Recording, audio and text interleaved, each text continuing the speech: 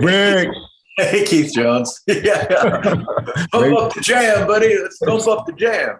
That's it, baby. Hey, I thought we'd do a show, about the pandemic. There are, a lot of folks who are struggling with it. And, I'm sure I would be too if I didn't have the practice. I know I would because I was a grievance walking, I was a walking grievance looking for a cause. So I know that I would have definitely struggled. Man, I'd be in other suffering. The suffering that I would be experiencing and the suffering that I would be exposing other people to would be a record high in the life of Keith. There's just no question, Rick, because every day is something different. But life has always been that way. But this would be tops. This would be tops. Then the next thing would happen. Like, no, this is tops.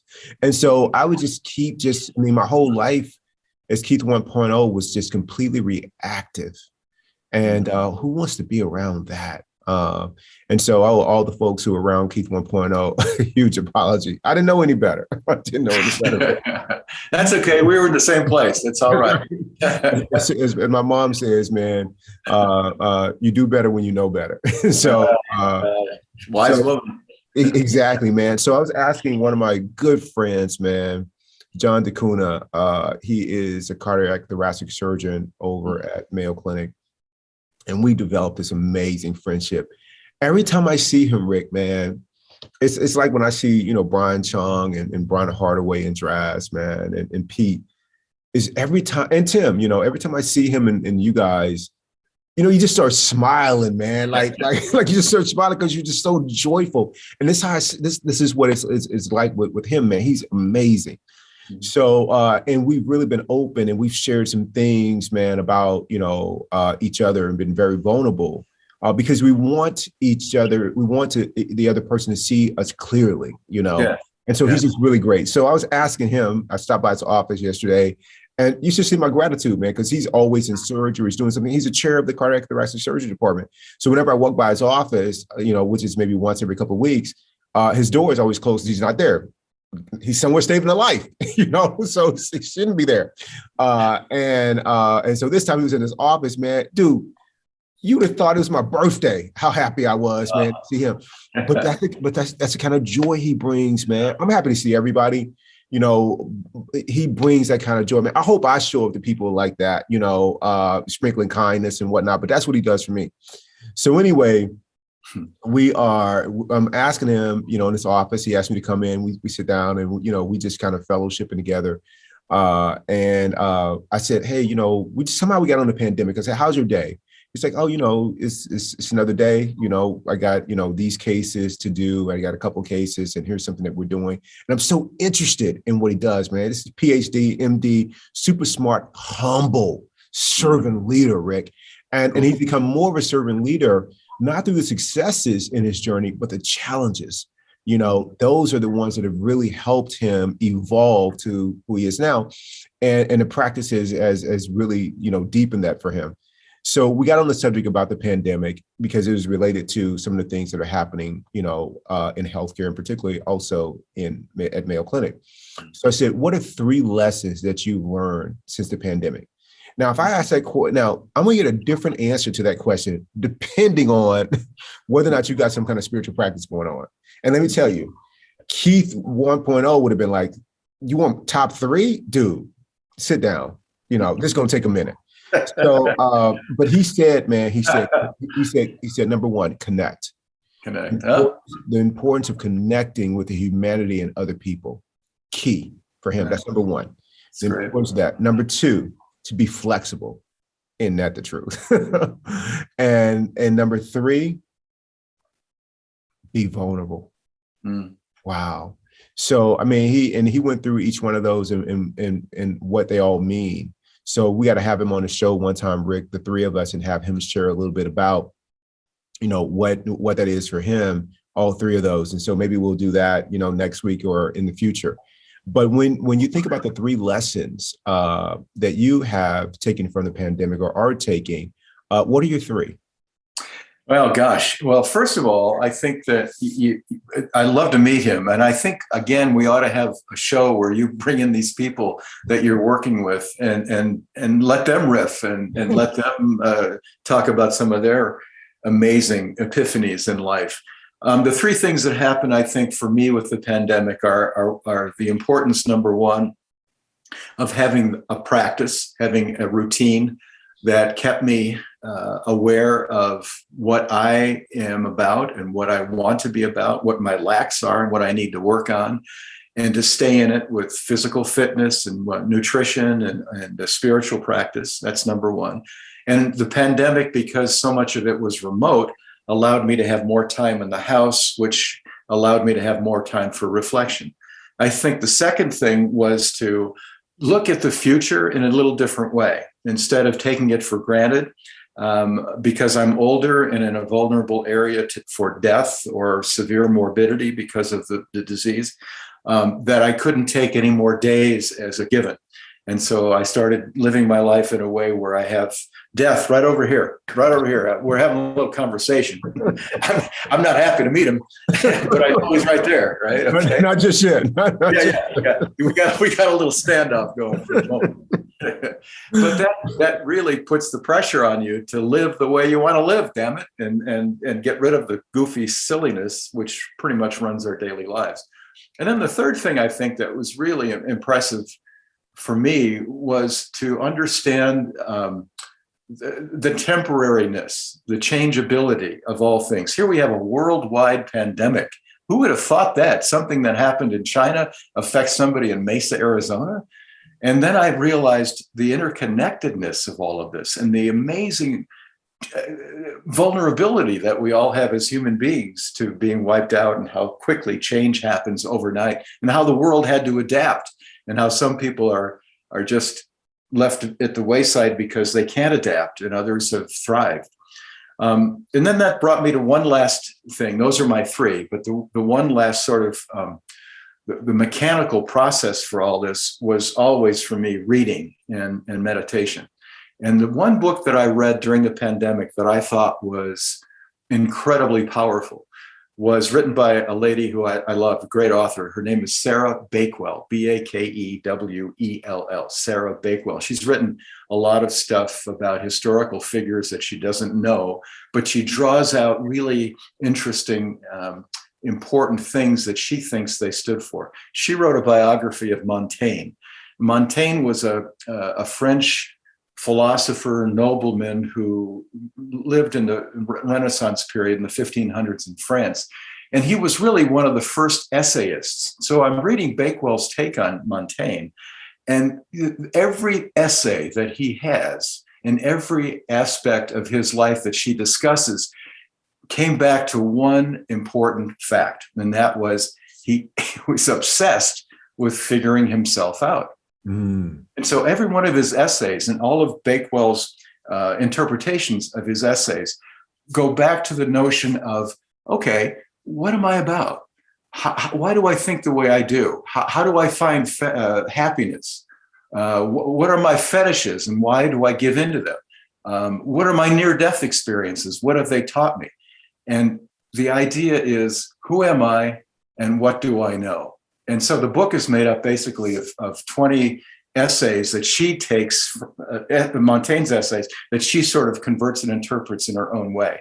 I tell you, Keith, it is the most literate self-help book that I ever read. And, you know, this is a guy in the 1500s struggling with something that I could identify with going through the pandemic. Wow. So the name of the book, let's see if I can remember it. The name of the book, Sarah Bakewell, I think it's called How to Live: The Life of Montaigne in 20 Essays, or One Question in 20 Essays, or something like that. But if you hit Montaigne and Bakewell on Amazon or your favorite independent bookseller, you'll get the title. Awesome, Rick. Thank you so much for sharing. I got to check that out too. Another gem, it sounds like. Yeah, you know, when I think about the pandemic and the lessons that I've learned from it, one, I'm constantly learning. But when I think about some of the lessons I've learned, you know, they have a saying about that when there's a challenge, that challenges don't build character, they reveal character.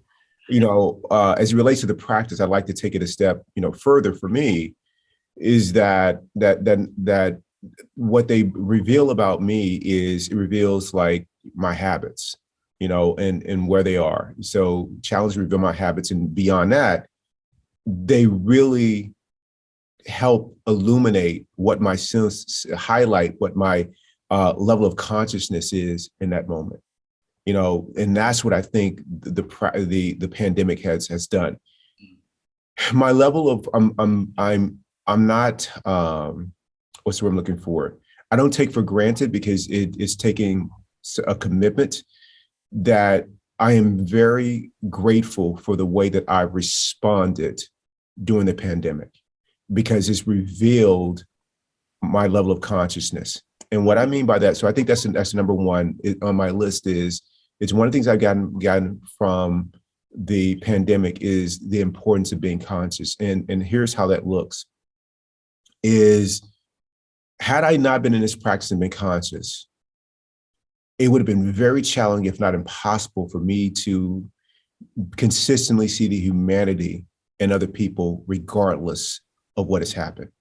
Masking, not masking, vaccinated, not vaccinating, where you stand politically in elections, how you feel about social justice, all those things, at least in our culture here in North America and the United States, have been really, a bonfire. I mean, people get so identified with their position on on any of those three topics that they immediately lose the ability to see the humanity of the people. You disagree with their idea, they take it as a personal attack, like you're physically trying to destroy them. These just thoughts, opinions, they're like vapor. It's nothing, it's just a thought form.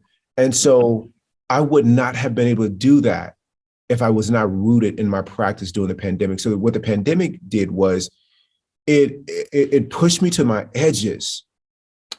Well, not really. It didn't really push me to my edges, because I've been doing the practice so long before that any change that happened, any event that happened, I was able to keep that how do you pronounce the word, Rick? Equanimity? I was able Equanimity. Yeah, equanimity. I was able to maintain that throughout. Never got too high, never got too low. And with that inner peace, I was able to respond in a way that was thoughtful. And when action was necessary, take intelligent action. It didn't mean that I did nothing. I just did it in a different way. I would not have done that. And the pandemic helped me really do that. Every time I felt the pull of my mind saying, this is wrong, the practice helped me lean back and not become identified with that thought. I saw somebody, carrying a sign, bumper sticker, hat on, not hat on, whatever else, to be able to lean back and be like, that's cool. That's their path. My path, my path is different, instead of getting, caught up in it. So that would be number one, is that the pandemic helped me really understand the importance of being conscious as life changes or shows up randomly.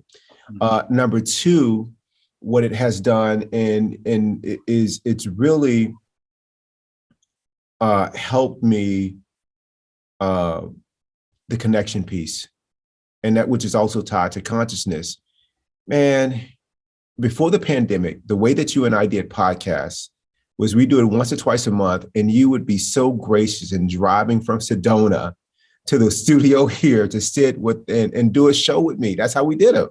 Yeah. And with the pandemic, we really, did a paradigm shift. And, with the technology that's available today, we're able to do this virtually.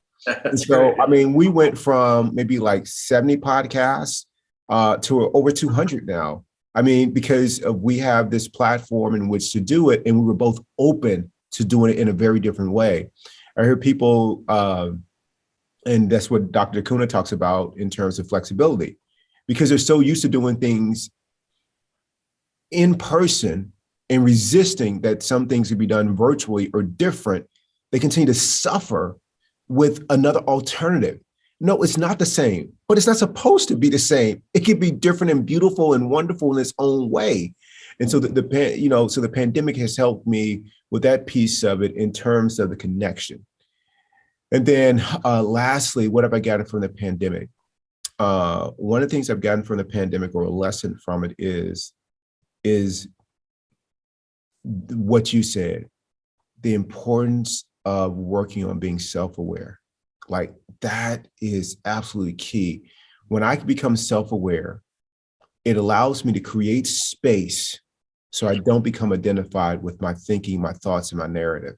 Oh boy, beautiful. Yes. And that immediately allows inner peace to just, it allows inner peace to be present. It's always there, but I'm obstructing it, and putting all kinds of things on top of it, in front of it, around it, trying to, close the door on it, all those things.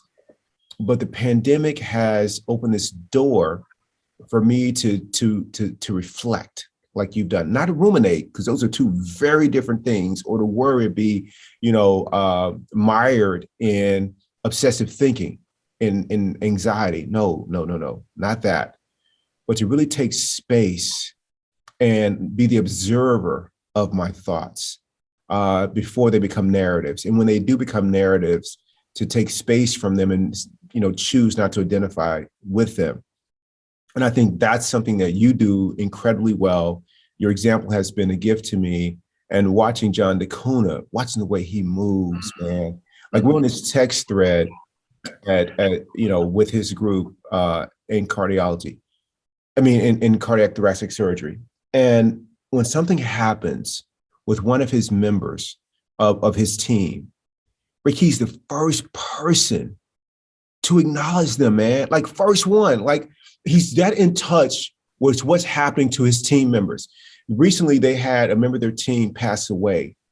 Man, the way that it affected him, man, like sobbing, tearfully, told me a story about how this person, Mike, showed up for him the first day he met them. And, surgeons, when you go into that operating room, they're very particular about who they're working with, because they need somebody who they're comfortable with. And he told me this story that they had to, they were going to pick up a heart.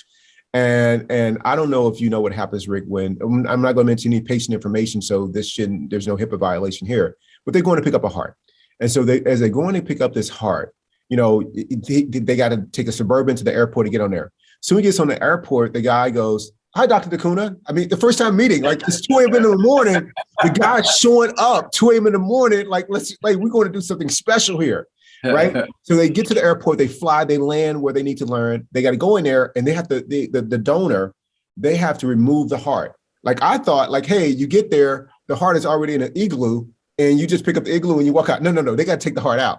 So they're taking the heart out, and so he's like, this is his first time working with Mike. And he said that, there's some way that the heart has to be rotated so they can make a cut to remove the heart. And he said that he was there, like, he already got his 2 hands there. So it's very tricky for how he's going to do it. And he said it was like the hand of God came over his shoulder and made a little move that rotated the heart just right. He's like, that's exactly what I needed. He's like, I know. Like, I'm going to do it. It's like, I know. And so they take the heart to get out. And so as they're getting out, he's tossing him a burrito as they're walking back to get on to the Suburban to get on the truck. And as soon as he gets in there, he's like, "Oh, by the way, you need a phone charger. Here's a drink for you, beverage." So what I'm saying is, Mike is present when Dr. D'Cunha gets in the Suburban. He's present when they get and they do what they need to do with regard to the heart of the donor. And when they walk out, he's not still thinking about that. Now they're present in the Suburban. Hey, what do you need here? How can I serve here? And so this is the connection piece. And so Dr. D'Cunha, as his leader, when he notices everything about his team, man, this guy has like so many things on that are pulling at him, demands and things like this, but he doesn't see them as demands. He sees them as opportunities. Man, it's Rick. I'm just, dude, I'm so blessed. How did I end up here? With all these fantastic people. So most recently, one of the team members had a project get funded. My friend Eva. He's the first person on the group text that said, "Congratulations, Eva, for your getting funded. You're gonna do great work." What? Are you kidding me, man? I mean, like Rick, so that's the last piece, man. The practice, I mean, the pandemic has created all of this. But if I wasn't doing the practice, I would have missed all of these miracles that are happening every single day because I've been so identified and thought about what's missing and what's wrong and how it should be different. And that's one way to do it.